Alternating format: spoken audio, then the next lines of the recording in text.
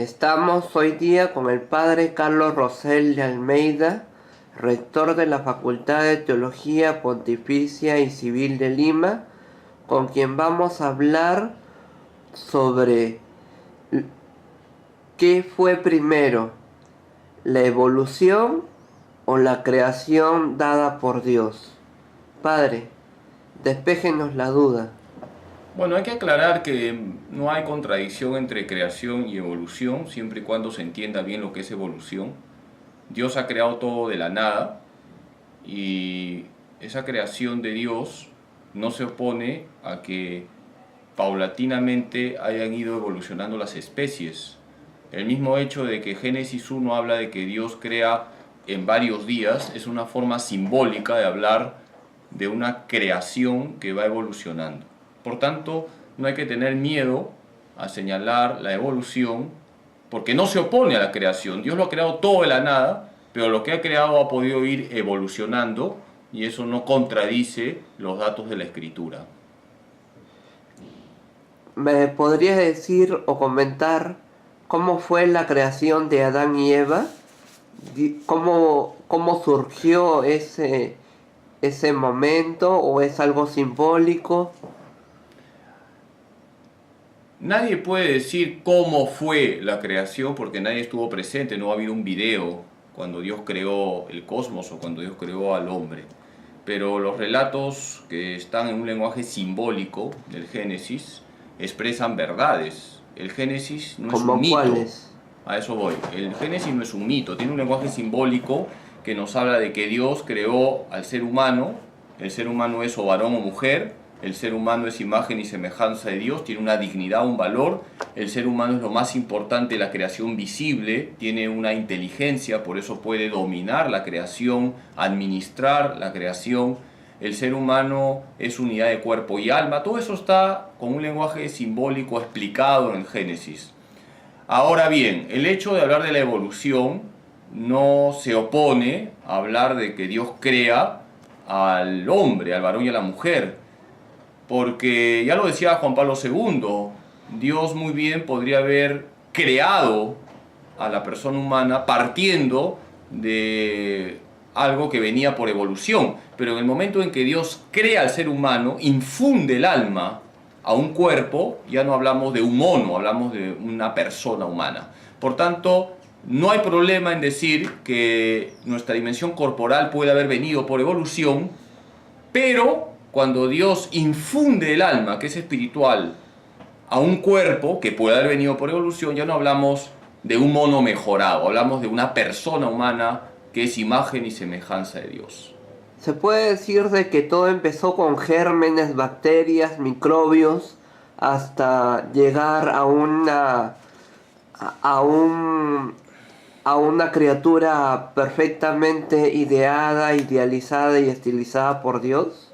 Lo que se puede afirmar es que Dios creó de la nada y al inicio, Comenzó con gérmenes, bacterias, lo que microbios. podemos decir desde la ciencia, que también tiene sus límites, es que al inicio podemos hablar de materia concentrada. Estoy hablando de la teoría del Big Bang, que por cierto la diseñó un sacerdote, Georges Lemaitre, sacerdote belga, y con Ya. eso estoy diciendo que la iglesia no se opone a la ciencia.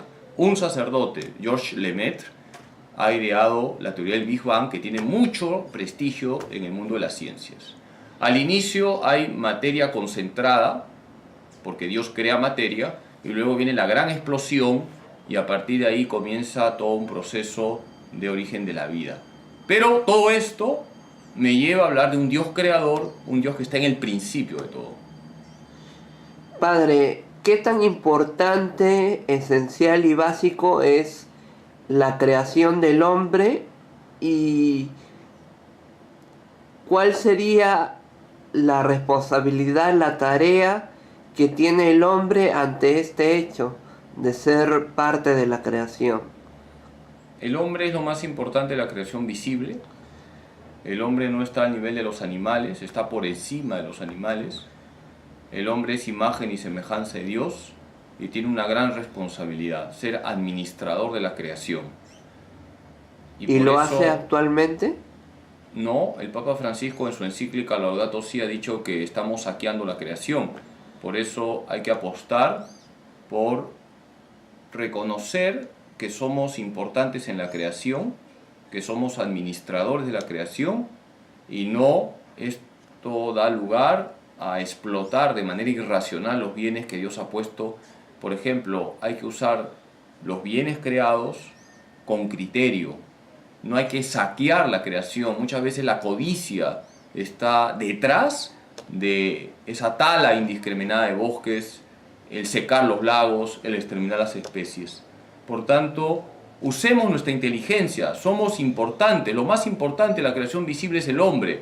Pero usemos nuestra inteligencia para administrar correctamente la creación y para que los bienes de la creación lleguen a todos los hombres.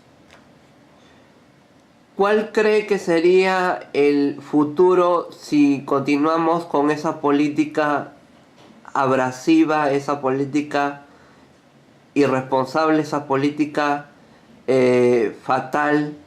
¿Nos llevaría a la muerte con la creación incluida? Bueno, cuando el hombre no respeta su entorno, y lo que daña la creación es sobre todo el pecado, hay que decirlo. El pecado es lo que daña la creación. La codicia es un pecado y eso origina devastar zonas de la creación. Cuando el hombre no tiene una buena relación con Dios, también esto va a afectar su relación con los demás y con el cosmos. Tú me preguntas, ¿a dónde apuntamos? Pues si no mejoramos nuestra relación con Dios, vamos a seguir devastando la creación y al final vamos a convertir el cosmos en un ámbito donde no va a ser posible una vida plenamente humana. Somos nosotros los que estamos dañando la creación por no llevar una vida ordenada.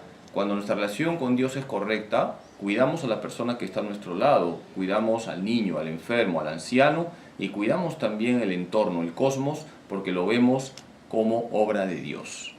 Gracias, Padre, que Dios lo bendiga. El Padre, el Hijo, el Espíritu Santo. Listo, doctor.